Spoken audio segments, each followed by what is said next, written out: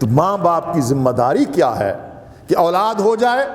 ویسے تو پیغمبر دو عالم امام الانبیاء علیہ التحیۃ والسلام نے ہمیں اسوہ دیا ہے، اور وہ اسوہ یہ ہے کہ بچہ پیدا ہونے کے بعد اس کے دائیں کان میں اذان دی جائے، بائیں کان میں اقامت کہی جائے.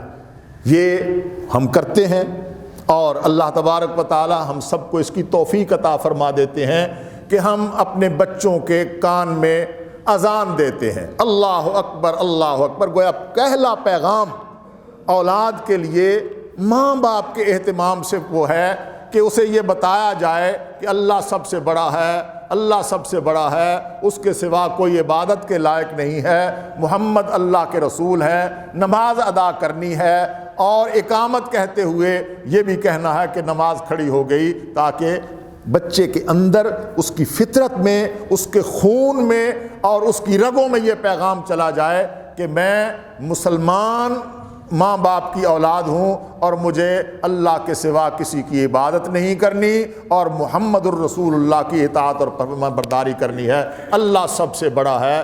آپ اذان اور اقامت کے کلمات کا بیٹھ کر آرام سے تجزیہ کریں تو آپ کو پتہ چل جائے گا کہ ایک بندہ مومن کے لیے اذان کتنا عظیم پیغام ہے.